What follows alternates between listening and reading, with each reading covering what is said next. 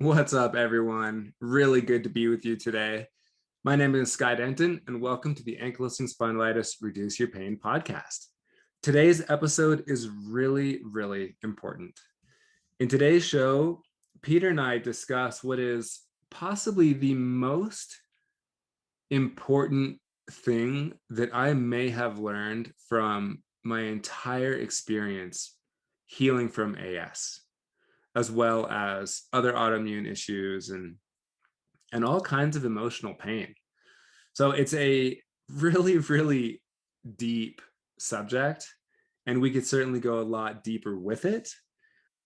But today's show is a good introduction to the proper use of language, conscious speech, how we are crafting and creating our life by using the words we are using. And I remember when I didn't understand this very well, I didn't think it really mattered. I remember asking, how could the words I'm using really be making much of a difference in my life? And now we can flash forward to today and look at some of the science coming out on the neuroplastic changes in the brain and how the words we use actually program the brain. And with that, they begin to program our behaviors. They begin to program how we relate to the world around us, who we are. And we do all of this through words. And most of the time, we do this unconsciously. So today's show, we are putting a magnifying glass on the proper use of language and how important it really is. And I do believe, and Peter talks about this in the show, that one of the fastest ways that we can begin to heal is by changing the language we use around the issue.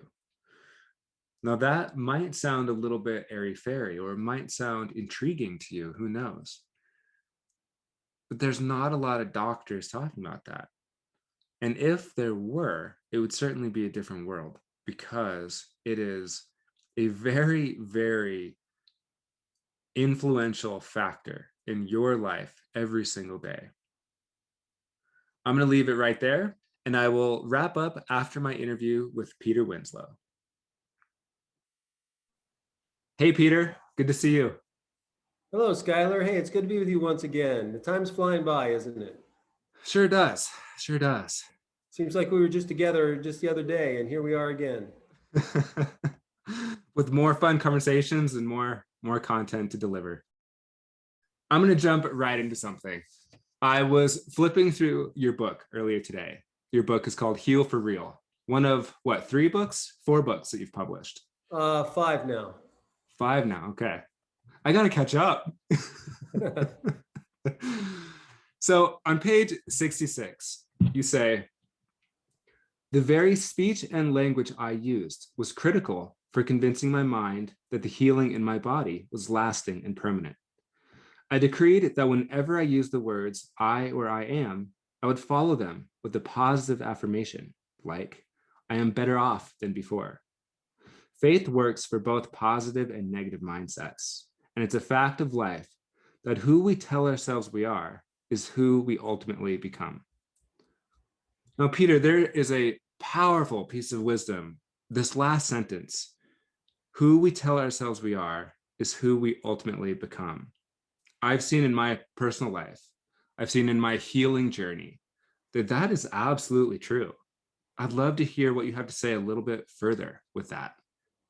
Yeah, so we're getting into the omnipotent power of the word and how words shape our lives. They really do. By the way, the words we use and the words we choose make a difference in the way we live our lives. And it's amazing to me how impactful it is and how rapidly it takes place. So, most people take it for granted, right? They never think about it. And they got no real idea what happens when they open their mouths to speak, which is a sacred act of creation. Because through nothing more than their speech alone, they can do immense harm to themselves or to others. Or they can use language to free themselves and others from suffering. So you can really harm people just by the words you use and harm yourself as well. So science is on this a little bit because the neuroscientists have discovered that Our self-talk actually designs the wiring in the parts of the brain that control our behaviors and our habits and how we conduct our lives. Our verbal language shapes our brains. It does that by forging neural pathways that we need to interpret the mental information that we're processing. So we're constantly changing the shape of our brains through neuroplasticity, and we do it through language and behavior. Beliefs and behaviors are the secret to accomplishing that outcome. But I think that even more powerful is the fact that the words we use paint pictures in our minds that we unwittingly interpret as reality. So if I tell you not to think of a pink elephant, you'll think of a pink elephant and create a picture in your mind of what that looks like.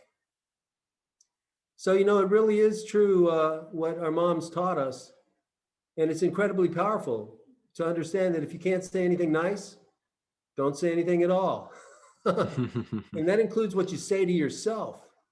Because, in fact, everything you ever say to yourself or to anyone else is programming yourself for results. So anything you ever say to anybody, you're saying to yourself. And by speaking out loud to other people, we also create an internal reality, even when our speech is misguided or deceitful, even when we're lying. So it's important to realize how dishonesty perverts the process in the brain and in the mind, because when we lie, we express the part of ourselves that doesn't like the truth. And consequently, we support the part of us that's afraid of the consequences. So this inner contradiction gets imprinted on the subconscious mind as a form of resistance that just continues to block or delay what it is that we intend for. That's how the power of language shapes our brains. And the bottom line is this: you'd best speak your truth or speak nothing at all. Nice. This is arguably one of the more important topics I think we've covered. We've covered a lot of different things in this show, and the power of the word, the proper use of language, is paramount. And I've learned, I think it was initiated by you, and since then I've come to notice that a lot of the people that I see living very mindful lives, they're very wise people. They're highly attuned to the language they're using.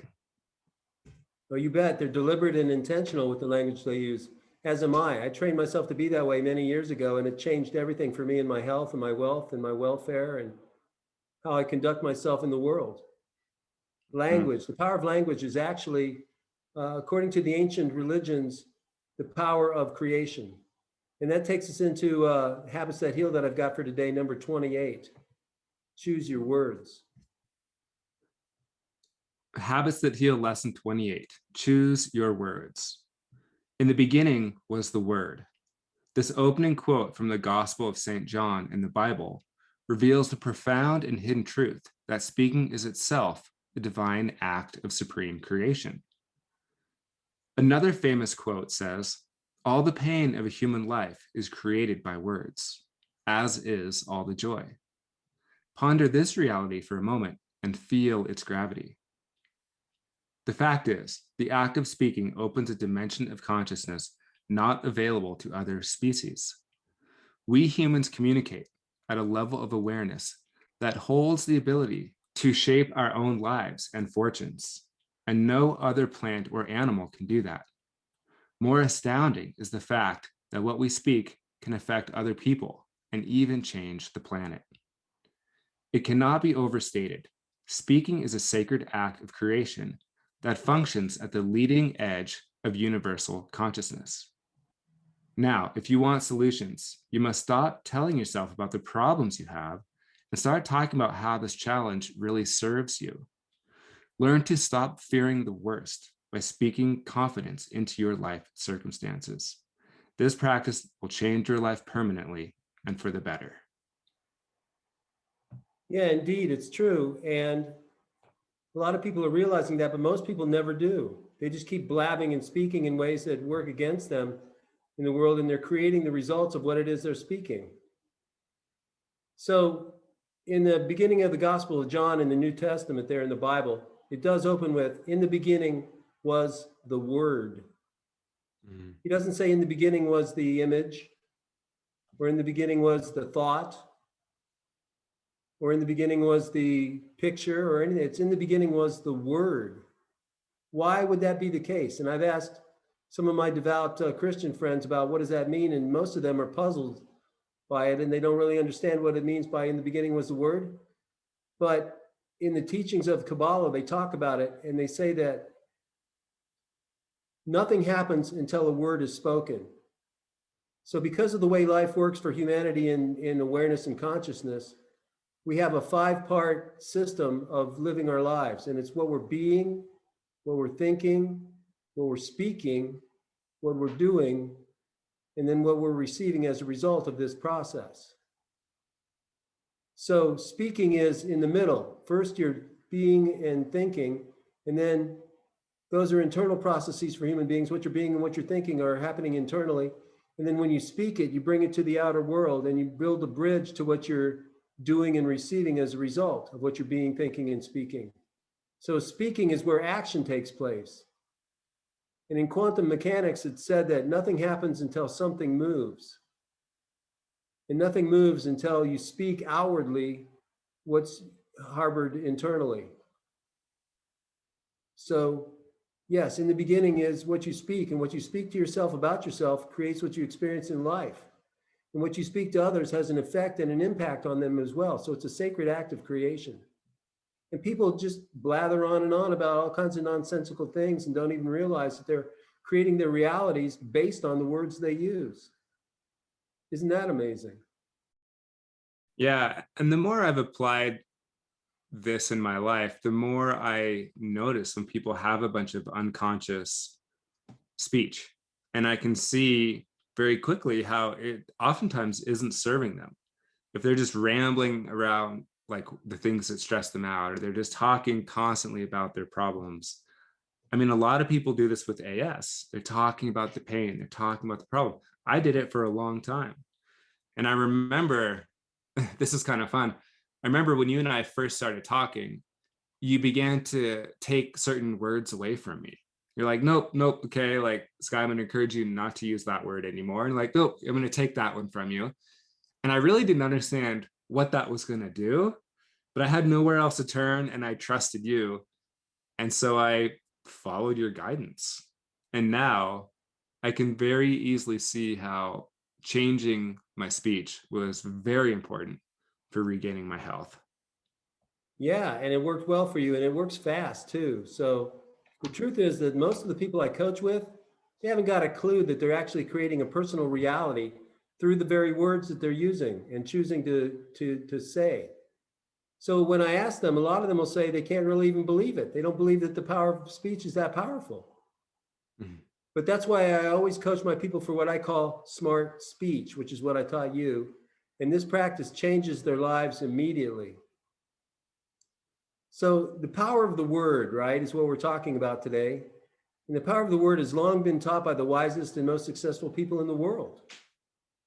So for instance, in success training, I was taught that if you want to know the fastest way to create wealth, and if you do, the answer might surprise you, because the fastest way to create wealth, they say, is to change your language.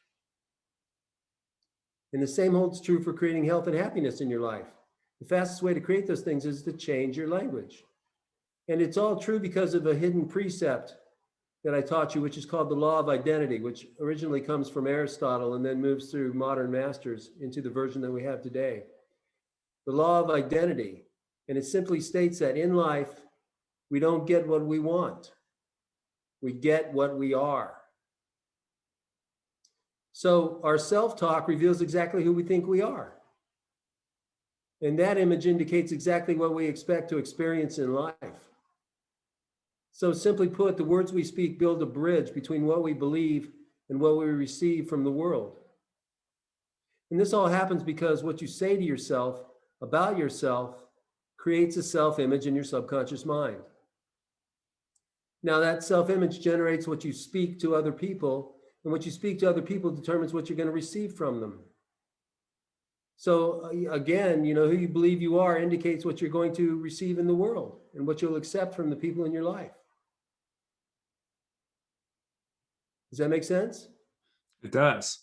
And it brings up a question. So You just connected creation of wealth to changing speech patterns, and how that is one of the first principles that wealth coaches will, one of the first lessons they'll impart on their students. Would you also say that one of the fastest ways to begin healing from something is to also change your language around that subject? I absolutely know this to be a fact. Yes, it's true. And that's why this is one of the first things I teach people. And that's what I said, the masters say that to create wealth, change your language. And I said to create health and happiness as well, change your language. Because what you program into your mind is what your body responds to. And language is how we program our minds. Did you realize that? That language is what's going on there? In the mental programming that you're experiencing, it all happens by language. And I can look at my history with health and I can clearly see how significant language was in my path from what was relatively healthy into kind of this place of a lot of stress, a lot of identity issues, a lot of emotional pain, and how I talked about that to myself and then outwardly, and how it didn't help my health. It actually perpetuated illness and continued to until I began to change the language. And it did change the programming of my brain. It did lead to a change in behaviors and a change in identity. Absolutely. That's right. So thinking is actually a verbal phenomenon as well, because we all think in language and images. So for instance, I speak English, so I think in English. If I have a thought that says, well, I'm hungry, I think I'm going to go have some lunch. It comes to me in the English language.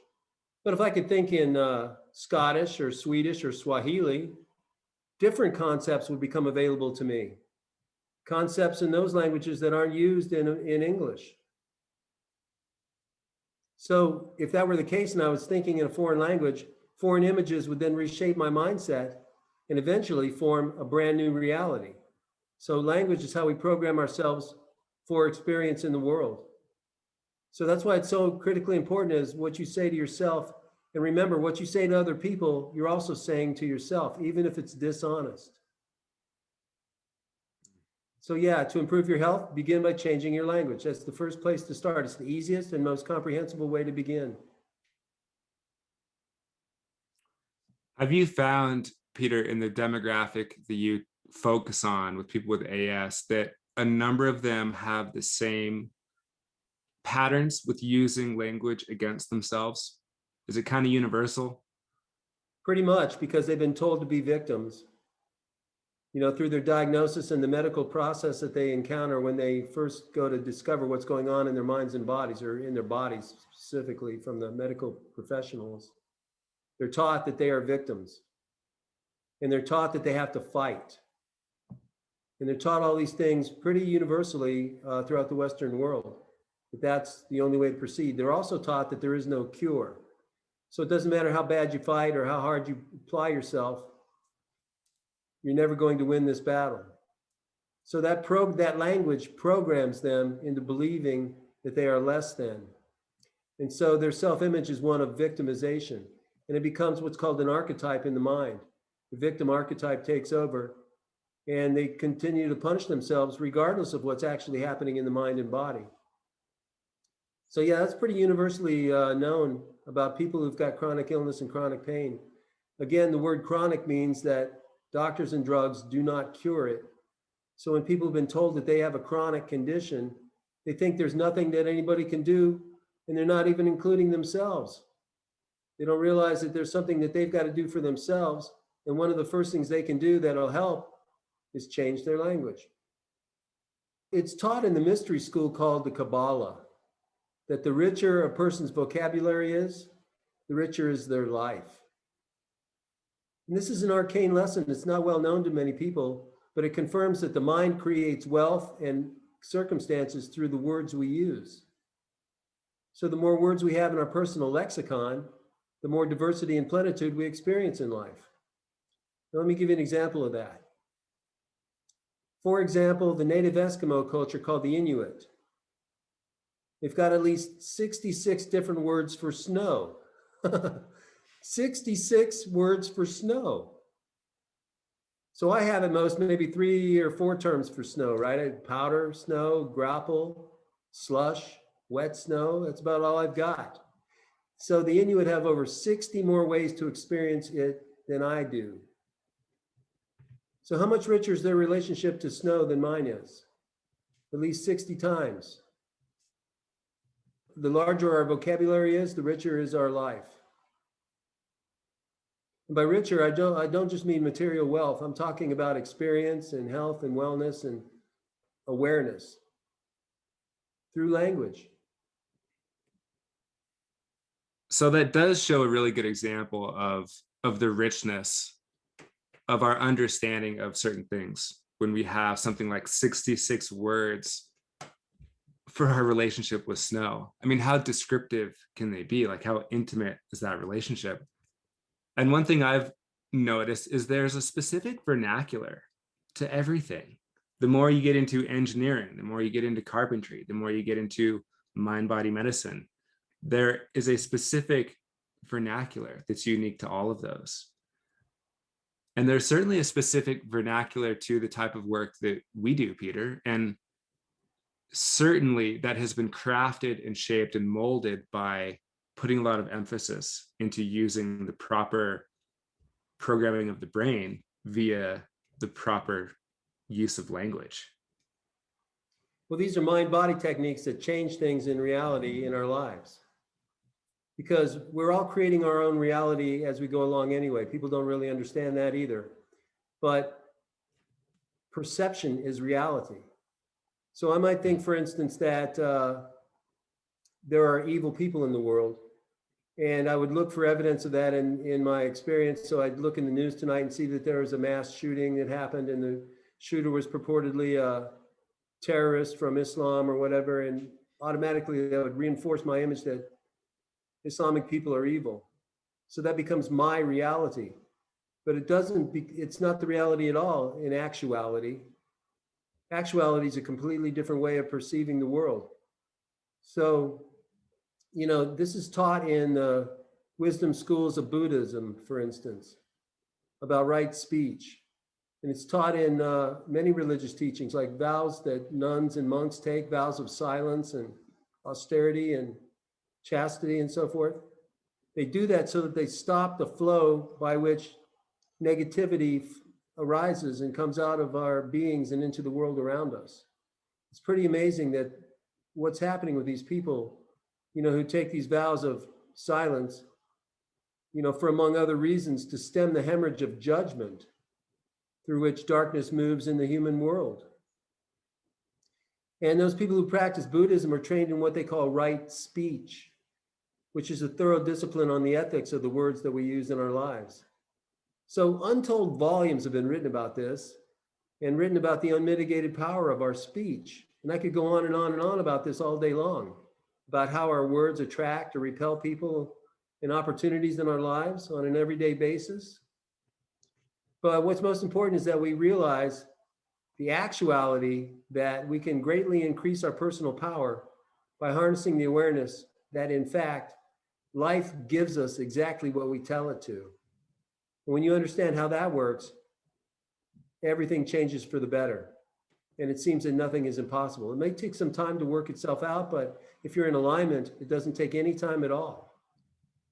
Life gives us exactly what we tell it to give us. And that's one of the things I teach my people how to harness and utilize in their own lives. Yeah, and there's certainly a formula to that. It's very obvious in my experience healing. I've learned that I was telling my body, the universe, myself, to be a certain way. And in that period of my life, it was one of victimization. It was one of a lot of emotional pain and autoimmune disease. Yeah, so you were unwittingly and unconsciously creating those aspects in your life without even knowing how it operates. Yeah. Yeah. And I learned that I was unconsciously creating certain things. And then I learned to consciously create something else. And for me at that time, it was serious healing of pain and inflammation. And that's how we generate our own realities. Yeah. And I like that you say realities in the sense that we can apply these concepts to other aspects in life too. For me, now it's more into business and other things in life. I don't need to focus so much energy on being well anymore because it's become habit for me. I'm healthy now. It's your state of being. Remember, I said being, thinking, speaking, doing, and receiving. Now you're being healthy. So you're thinking healthy thoughts. You're speaking good words to that effect. And then that creates what you're doing and receiving as a result of what you're being, thinking, and speaking. That's Mhm. the anatomy, by the way, of cause and effect. That's how cause and effect works in humanity. What we're being leads to what we're thinking. So if we're being confused, we're going to have confusing thoughts. If we're being productive, we're going to have thoughts on how to be more productive. If we're being depressed, we're going to have depressing thoughts. If we're being sad, we're going to have sad thoughts. What we're being leads to what we're thinking. And those are the internal processes by which everything flows. So what you're being and thinking leads to what you're speaking and doing in the world. Speaking is the bridge between the internal aspects and the external world. And then what you're receiving as a result of all that is the process of cause and effect. So, it should be taught, for instance, that all the material possessions that we have come to us by what we speak. So the things you have that you didn't manufacture by yourself, like your car, your job, your money, clothing, food, shelter, goods and services, all this stuff came from other people. And they provided you with these things based solely on your own ability to communicate with them in a positive way. So that's the power of the word. Yeah, conscious speech, certainly. Jumping back to that, what you said in your book about who we tell ourselves we are is ultimately who we become. That right there is gold. When we can really pay attention to that bit of wisdom and be aware of constantly what we're telling ourselves we are, and knowing that like a certain amount of that is going to always contribute to who we actually become and what we see in the world. I mean, that's a level of mindful living that has absolutely changed my life. And um, I don't ever see it not working for people. Well, it's already working for everybody. The thing is, they don't understand it, so they're creating what they don't want. More illness, more pain, more suffering. When Mm-hmm. the opposite is also right there at their disposal if they just change the way they process this information and program themselves differently. So that's what you've learned to do, and the body follows the mind. This is all mind-body techniques, right? So a lot of people are out there trying to figure this out, and we're giving them the information so that they can utilize it more effectively and learn what to do, because there's really nothing to figure out. When you get to the awareness of how things work, there's nothing more to do about it. And this is the beginning of an incredible way of living and a beautiful life. Mm-hmm. Instead of thinking that this is the end point of your goals and, I'll be fine when my pain goes away, that's the beginning of an exceptional, incredible life. Think about how inspiring it'll be when you're out of pain and suffering and your chronic condition has left your situations in life. It's left your body, left your mind. How inspirational is that to other people who are looking for answers? Yeah. So it's the Yeah. beginning of an exceptional life, not the end of the road. Yeah. Yeah. And that's a really important point for people to understand. It's the beginning. And for me, I think that one of the emotions I feel a lot in life right now is the sense of relief. I have these tools, and so I don't stress as hard as I used to. And I actually feel relieved a lot of the time. And like, what a wonderful feeling to have. It's much more present, it's much more heart centered, it's much more peaceful instead of getting pulled into all the problem solving. My extent of problem solving at that moment might be just to focus on what I'm telling myself. What words am I using? What change can I make there? Exactly. Yeah. Yeah. And what's so nice about it too is that's something that we have direct influence over, direct control over. I can't change the world, but I can certainly be aware of the language I'm using about who I am in the world, my relationship to the world.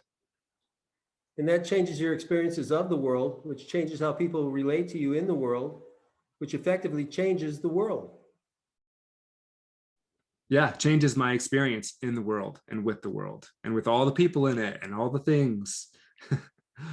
Yeah. And you have this power at your fingertips right now. If people only Yeah. realize that, they'd be in a much better off place than they were before.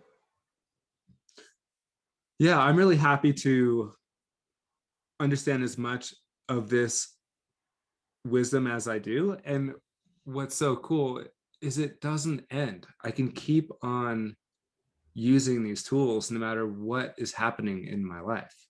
And whether it's working through family stuff or business stuff or taxes, right? Or whatever it is, I'm able to be aware of the words, and especially in how I'm speaking to myself. I think that's one of the biggest ones. Well, it's absolutely so. And you talk about the tools that you're using. It isn't just those tools, it's who you have become.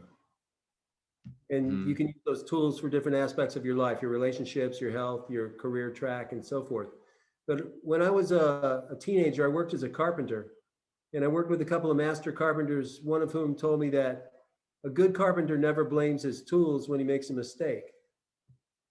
Like the saw wasn't sharp enough or whatever else, the nails are poor quality or whatever. yeah. A good carpenter never blames his tools because it's him who's the artisan. The carpenter is the one who's building the building, not the tools. So it Hmm. isn't just the tools that you've learned to use, it's who you've become in the process of using those tools and learning how life works that's made all that difference in your life. And it begins with what you're being, thinking, and speaking. So if it's okay, I'd like to reread my Habits That Heal lesson 28. Choose your words to the audience. Yeah, go for it. In the beginning was the Word.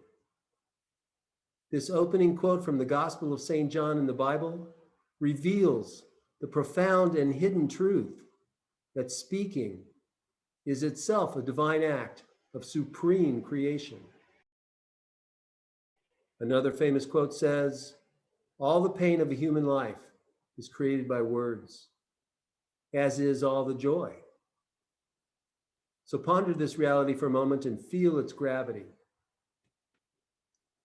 The fact is, the act of speaking opens a dimension of consciousness that's not available to other species. We humans communicate at a level of awareness that holds the ability to shape our own lives and fortunes. And no other plant or animal can do that. Even more astounding is the fact that what we speak can affect other people and even change the planet. So it cannot be overstated. Speaking is a sacred act of creation that functions at the leading edge of universal consciousness. Now, if you want solutions, you must stop telling yourself about the problems you have and start talking about how this challenge really serves you. Learn to stop fearing the worst by speaking confidence into your life circumstances. And this practice will change your life permanently and for the better. So that's the description of lesson 28 in My Habits That Heal. And in it, there's a quote that says, all the pain of a human life is created by words. So I can see somebody pushing back on that and saying, well, actually it was created by my car accident because now I'm in pain over my broken back or whatever their condition is. But if people spoke to them positively and they didn't mind the pain and it was all just part of their experience of life, it wouldn't hurt so much. So even though we have conditions of chronic pain or other conditions of pain that are bedeviling us in our daily life, the words we speak to ourselves about it can ease that pain and mitigate our circumstances incredibly quickly when we learn how to do it. So let's do it. I really like what you said about the master carpenter not blaming his tools. Words are our tools. And to be an artisan with our words, to craft and to build and create our life is one of the most important things I have learned on my journey of healing. That right there has been such a profound gift, and a gift that keeps on giving back. So it's really fun to introduce this to a lot of people so that they too can begin being aware of the words that they're using. And I know that you see this consistently in your coaching practice, and I've seen it all over in mine as well, of where people's language begins to change, feeling empowered. And the more conviction they have with those words, the more they can feel it in their body, the more their lives and their physiology and their body changes. And all of that is a direct mirror and directly influenced by the words that they're using. It's brilliant. How amazing. In the beginning was the Word. Totally. Yeah, absolutely. Deep stuff. Always, as always. Well, thank you, Peter. The moments when you started taking words away from me back in the day, I remember really like, I didn't know where else to turn. And I remember just being so confused and tired of fighting disease and fighting pain and all of that. And you began introducing the power of language and pointing out things that I was doing that wasn't moving me in the direction of health.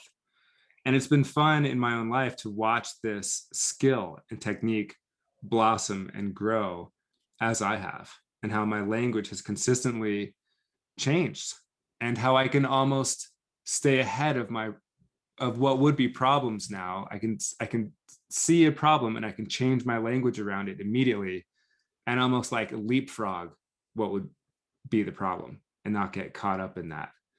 And so thank you. It's fun to talk about this with you and to introduce it to countless people out there. Well, smarter people than me have discovered this before I did, and it's true for everybody. What we speak to ourselves becomes who we are. So choose your Yeah, words wisely. absolutely. And I think really recognizing that one of the fastest ways to begin healing is to change the words we're using, to change the way we're talking about the issue, about ourselves, and about our relationship with the very thing that's going on that we are desiring to heal from. So true, isn't it? Yeah. So perhaps I should give an example to our listening audience with the few minutes we've got left of Cool. language that I took away from you. There were many words, and it's in one of my books where I talk and discuss about this, but that book is only available to my personal clients. I don't sell it to the public at large because it's too powerful for a common usage. But I think the first word that I took from you was the same word I take from everybody first, and that's the word try. I said, you're going to stop using the word try because there's no actual state of trying. Try, in fact, is a word people use to let themselves off the hook for not doing what they said they were going to do. So if I say I tried to climb a tree, does that sound like I climbed a tree? It sounds like I failed. But I use the word try to let myself off the hook for not doing it. I can say, well, I tried. And that lets me off the hook for not doing what I said I was going to do. So instead of saying try this or try that, how about intend? I intend to climb a tree. I intend to become a multi-deca millionaire. I intend to be healthy and hale and hearty to the end of my days. And that programs the mind for results that are positive, no matter what the path is and how long it takes. When your intentions are clear, That's a dynamic goal instead of a static goal. And a static goal means when you reach the goal, you're done. So I have a goal to get a new Ferrari. Once I get that Ferrari, goal accomplished. I'm done. Now I need a new goal. That's a static goal. As opposed to a dynamic goal, which is to help millions and millions of people throughout the world to achieve their dreams and hopes of being pain-free and healthy for their lives. That's an intention that keeps on growing and giving dynamically. So the word intend is a dynamic word instead of a limiting word like try. Things will get easier. You'll just feel like that relief you were talking about earlier. And people really will feel a shift in their body when they do this. And then I've got about another 20 words to take out of your vocabulary when you're ready. Yeah. And add these words instead. Yeah. The power of the word. It's monumental. It's biblical. It's omnipotent and omnipresent. Mm-hmm. Cool. Well, thanks for adding that last example. That'll give the audience a concrete take home that they can work with immediately. And they will feel a shift as they do it. Definitely so. Thanks for having me on again. Yeah, you're welcome, Peter. Thanks for being here. Thanks for sharing another Habits That Heal with us. And yeah, I'm very grateful, man. Thank you. Gratitude, brother. I love it. Good to see you. You too. Have a good couple weeks and we'll talk to you soon. See you then. All right, my friends, welcome back. So, what an interesting thing for you to take from this podcast is this awareness around the language. How are you speaking? Why are you talking about whatever it is you're talking about? Do you feel that there are changes that you can make with your language? And I imagine after listening to this podcast, there are some areas in your life that you will naturally be a little more mindful around regarding how you are speaking. And that is my goal for you today, is to maybe even pause a little bit before you say something. It's always kind of fun in working with clients when they start really tuning into their own language and they notice how much they are saying there's actually not moving them in the direction that they want to go. They start to stumble over their words a little bit because they're thinking about it and they're like, oh, I don't even know how to say what I am intending to say. And some of that can be okay. So if you find yourself a little short for words, that is actually a pretty fun thing. And we can replace and improve the words we're using to replace issues, heal from issues, and live an overall improved life. So thank everyone for being here. It's very fun to have this show going into its second season. And I really encourage people to share this with anyone that they know and love and care about, and help people understand some of the things that we talk about here so that they can live the best life possible. If you'd like to contact me, I encourage you to do so at skydenton.com, and you can contact Peter at asvictors.com. Thank you, everyone. Wishing you all the best, and I look forward to speaking with you again very soon.